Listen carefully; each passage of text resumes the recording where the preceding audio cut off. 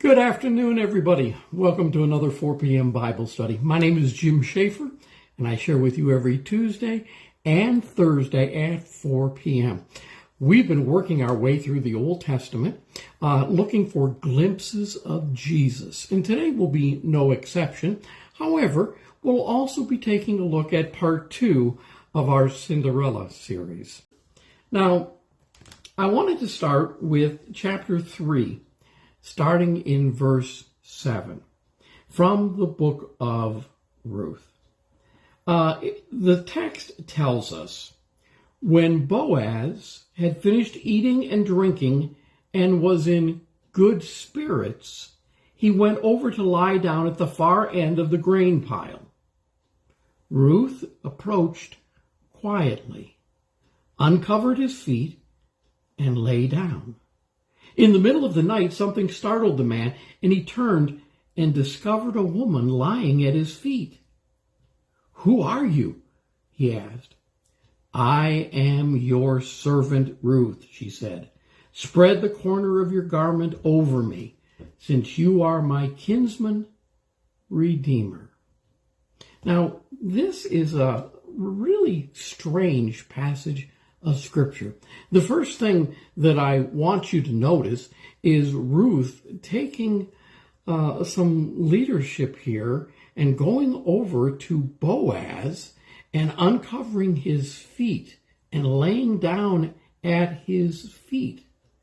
A very forward move, especially in that day and age. And she explains that he is her kinsman redeemer. And so that becomes very important to our story. So stick with us as we go. Now, the book of Ruth is a wonderful love story that depicts our salvation in Christ in many ways. Ruth will become, or Boaz will become, a type of Christ in that he is the kinsman redeemer. Ruth is a good picture of us as the church in needing that kinsman redeemer. At any rate, Ruth was a Moabitess. That's a Gentile. And she had married a son of Naomi. Now, Naomi was a Jew who had gone with her husband and her 2 sons into the land of Moab to escape the ravages of famine that was taking place in her land. Now, we have mentioned 2 other potential Cinderella stories. Number 1, we have talked about Rebecca, Isaac's wife, and how she is very much a Cinderella-like individual in scriptures. The second one was Queen Esther. Comes from nothing to being the queen, and she's there for her people. But today's story, Ruth, is my favorite biblical version of the book of Cinderella. So let's begin now by looking at chapter 1, and it will tell us a great deal. The one thing that I really want you to catch in the first part of this Bible study is this idea, all right, of Ruth's lack of anything. I mean, this is one poor individual. This is an individual whose life has taken a turn and is very much in the dumps. She's lost her husband. She's lost her family. She's lost everything. She has nothing but her mother-in-law. And again, she goes from nothing to becoming the wife of Boaz and really elevating her position. Hello, Ron. It is nice to see you. I hope you're doing well today as well. So at any rate, when we take a look, we're told in the very first chapter of Ruth, in the days when the judges ruled, there was a famine in the land. Now, let's start right here. First off, do you remember when we did the book of Judges? And we talked about the theme of the book of Judges was 7 cycles of sin. And the key verse in Judges was a verse that we see repeated, or an idea we see repeated 3 times. Number 1, in those days there was no king in Israel, and everyone did what was right in their own eyes. When you realize that there was no king in Israel, there's no leadership, and everybody did what was right in their own eyes, spells anarchy. And if it wasn't a picture of the day in which we live, where there is no authority and everyone simply does what they think is right in their own eyes, you can tell what kind of world it's going to be. And it is that for the characters in our story of Ruth. Now, we are told that during the period of the Judges, and again, remember there's going to be 7 periods of Judges, 7 times in which the people will have sinned, and God will have allowed a country to come in and take over them, and the people will pray and ask God for a deliverer, and God will raise up a judge, and this judge will lead them in revolt against their captives, and the people will be freed, only to once again fall into sin, forget about God, and God will allow another country to come in and invade and take over, and that cycle will continue. Every time things were going well, they would mess it up by forgetting about God. Again, perfect reflection of our day and age as well. This world has forgotten about God by and large. And then we wonder why there are so many difficulties and problems. Well, this is the period of time of the Judges. Now, not only does the book of Ruth begin with this idea of it happening during the time of the Judges, but it tells us that there is a famine in the land. Not a very good beginning, is it? Now, we see that as the people continue to rebel, God continues to raise up a judge, but even in the midst of this, the famine is affecting everyone. And you're beginning to see the Cinderella-like setting of this story. But oh, it gets much worse. If we were to take a look at verses 1 through 5, and let me read them to you. In the days when the judges ruled, there was a famine in the land. So a man from Bethlehem in Judah, together with his wife and 2 sons, went to live for a while in the country of Moab. The man's name was Elimelech. His wife's name was Naomi, and the names of his sons were Mahlon and Chilion. They were from Bethlehem, Judah. They went to Moab and lived there. Now, Elimelech, Naomi's husband, died, and she was left with her 2 sons. They married Moabite women, one named Orpah and the other Ruth. After they had lived there about 10 years, both Mahlon and Chilion also died. And Naomi was left without her 2 sons and her husband. Now, in this period of time in the world, this is almost a death sentence. To lose one's husband is one thing. To lose one's husband and male sons is quite a tragedy. Now, we are told in this story, and again, the principal characters, Elimelech, he's dead. Mahlon, dead. Chilion, dead. Naomi, the mother-in-law, the one whose name means pleasant, once she returns to Bethlehem, when the people see her and they say, "Oh, this is Naomi," she says, "Don't call me Naomi. Call me Mara," which means bitter. So she goes from being pleasant to being a woman filled with bitterness. You can understand why, can't you?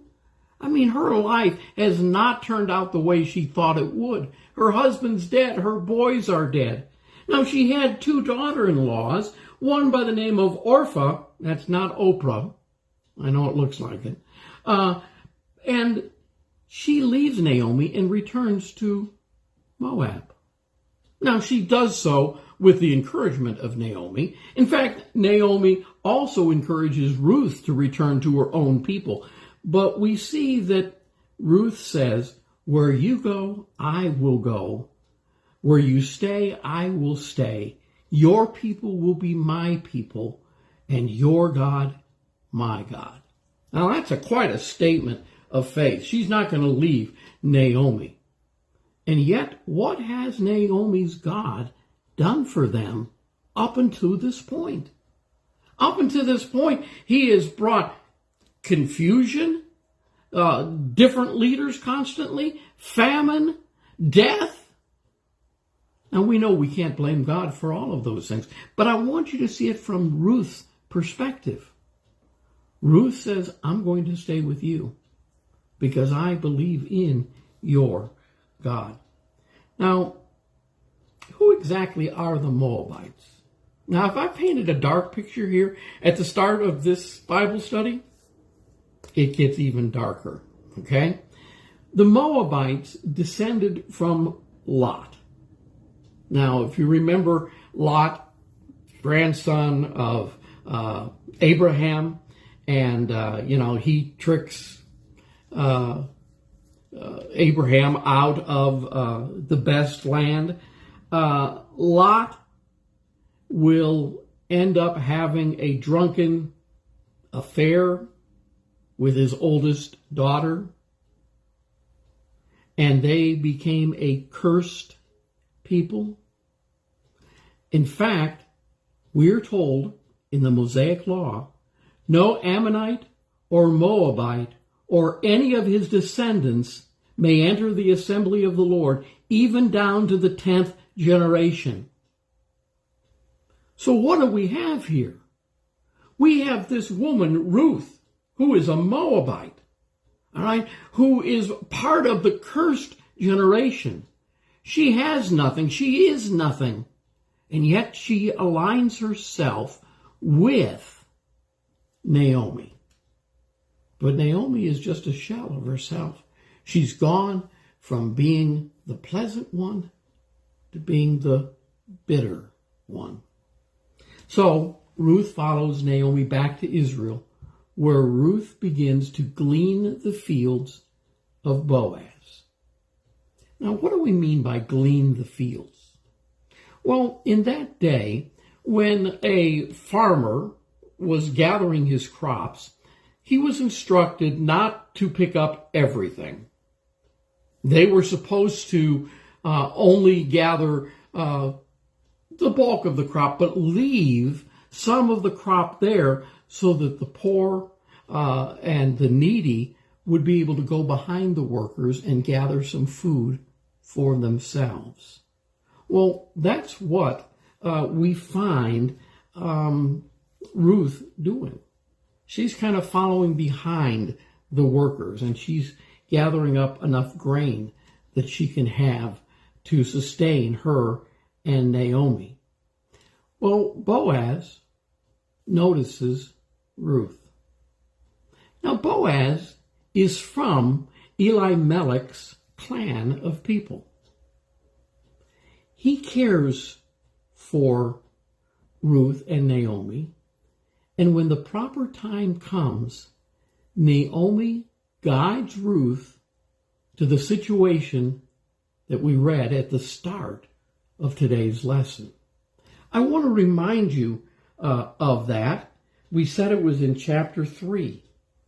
And again, we find that when Boaz had finished eating, verse 7 of chapter 3, and drinking and was in good spirits, he went over to lie down at the far end of the grain pile. Ruth approached quietly, uncovered his feet, and lay down. In the middle of the night, something startled the man. He turned, and there was a woman lying at his feet. "Who are you?" he asked. "I am your servant, Ruth," she said. "Spread the corners of your garment over me, since you are a guardian redeemer of our family." Little spicy, don't you think? In fact, there are those in reading this that would indicate to us that her actions, border on the obscene. In fact, that phrase, uncovered his feet, is thought to be a sexual euphemism here. And that, what she was doing was quite risque. She was revealing more than just his feet. Now, we don't know that for certain, but we really do know that what she is doing is somewhat inappropriate, even if it was just a matter of lying down at his feet. Now, he obviously likes this. In fact, he says to her in verse 10, "The Lord bless you, my daughter." He replied, "This kindness is greater than that which you showed earlier. You have not run after the younger men, whether rich or poor.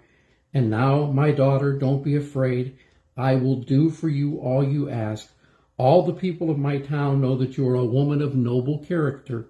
Although it is true that I am a guardian redeemer of our family, there is another who is more closely related than I." So what is all of this kinsman redeemer bit? And what actually is Boaz trying to indicate here? And what does this closer relative have to do with anything? Well, first of all, the kinsman redeemer had to be from the same family or the same kin. And we understand that Boaz was of the same family as Elimelech and, of course, his sons. And so he's of the same clan. And the idea is that he is also the redeemer of his family. Now, according to Scripture, if brothers are living together and one of them dies without a son, her husband's brother shall take her and marry her and fulfill the duty of a brother-in-law to her. That's found in Deuteronomy chapter 2, verse 5. So if one son dies and his wife is left abandoned, childless, it is the duty of the other brother to come in and marry the woman, all right, in order to redeem her. Why? Well, because in that day and age, an individual, a widow like that, would probably die. There would be no way for them to survive on their own. And so part of the provision was to marry within the family and to have children so that family name would continue. Well, what we see here is a great picture for us of what Jesus Christ does for us. Jesus is our close relative. He becomes a part of the family of man. Hebrews 2:17 says Jesus had to be made like his brothers in every way in order that he might become a merciful and faithful high priest in service to God, and that he might make atonement for the sins of the people. So the kinsman redeemer also bought relatives their freedom who had been enslaved or incarcerated because of the debts they owed and they couldn't pay. So again, the kinsman redeemer would pay the price for their freedom. Jesus has bought us out of slavery to sin and set free from the burden of debt of sin through our Redeemer's blood. Boaz will marry Ruth, not because of any obligation that he has, but because he loved her in the same way that Christ loved the church and gave himself up for her. So what a beautiful picture we have here of what Jesus Christ does for us. Now, our kinsman redeemer planned from all eternity to save his people from their sins. And so also did Boaz create a plan to approach an even closer relative and to bring about the marriage to Ruth. Now, there was someone who was closer to Elimelech than Boaz. And as a result, he had the right of first refusal. All right? He had to go to this man, Boaz did, and he had to give him the first opportunity at the land that was owned by Ruth and Naomi and the hand of Ruth in marriage. We're told that Boaz went to the town square and sat down with the man and explained that he was the kinsman redeemer for Ruth, and he had first refusal to the land. He initially wanted the land, but when he found out that it was a package deal, that he had to take Ruth as well, and he had to provide for her and to take care of her and to redeem her, he changed his mind and said, no, you buy it. You take care of it. And so that's exactly what Boaz does. He takes Ruth to be his bride. And just like God, he redeems us. Jesus provided a glorious destiny for his bride, the church. Our God is the God of happy endings. Now, I promised you footwear. The story of Cinderella has footwear, after all. The story of Cinderella has her losing a shoe and how the prince finds the shoe. And that's the only way he can find this woman, as he takes the shoe throughout the kingdom and he tries it on everybody's foot. And just coincidentally, there is no one in the kingdom that has the same foot size as Cinderella. That really must be odd, don't you think? But where does that story of footwear come? Right here in the book of Ruth. Let's take a look at it, all right? Let's go to chapter 4 and somewhere around verse 7 here. Went too far. In chapter 4, I'm going to begin reading in verse 5. Then Boaz says, on the day you buy the land from Naomi, you also acquire Ruth the Moabite, the dead man's widow, in order to maintain the name of the dead with his property. At this, the guardian redeemer said, then I cannot redeem it because I might endanger my own estate. You redeem it yourself. I can't do it. I think the very fact that he said that this land was owned by Ruth, a Moabite, already has caused this man to say, wait a minute, do I really want to get into this? That's the cursed people.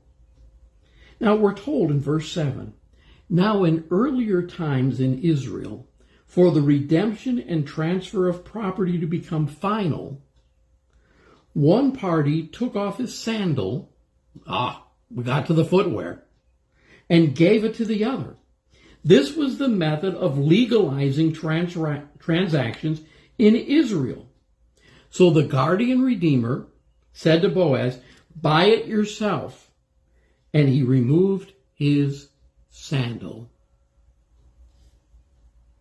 Then Boaz announced to the elders and all the people, today you are witness that I have bought from Naomi all the property of Elimelech, Kilion, and Mahlon. I have also acquired Ruth the Moabite, Mahlon's widow, as my wife, in order to maintain the name of the dead with his property, so that his name will not disappear from among his family or from his hometown. Today you are witnesses. Now, what did they witness? They witnessed one man taking off his shoe and giving it to the other. This was a way of determining and proving the transfer of property. Now, it seems a little strange, doesn't it? But the idea being that if you said, well, so-and-so gave me the property or allowed me to buy it, they might say, well, what proof do you have of that? And you go back into your things and produce the man's shoe. And you say, here it is. And if the shoe fits, that establishes the fact. All right? And so we see even footwear in this story of Ruth. Well, let me bring this to an end. Famine had forced Naomi and her family into Moab, where her husbands and 2 sons die. But out of this tragedy, God shaped a wonderful future for Naomi as she held in her arms in the last chapter of the book of Ruth, Ruth's child, Obed. Who is Obed? Obed was to be the father of Jesse, the father of King David. And all of this will take place in Bethlehem of Judea. Centuries later, another child would be born there, a descendant of the Kinsman Redeemer, Boaz, and his bride, the Gentile Moabite, Ruth. The wonders of God's plan for our eternal salvation. Can you imagine? Here comes the Messiah through this line that God has provided for. He is our kinsman redeemer as well. And so, there you've got the picture of the Old Testament, the Hebrew Cinderella story, complete with footwear and all. I hope you've enjoyed today's lesson.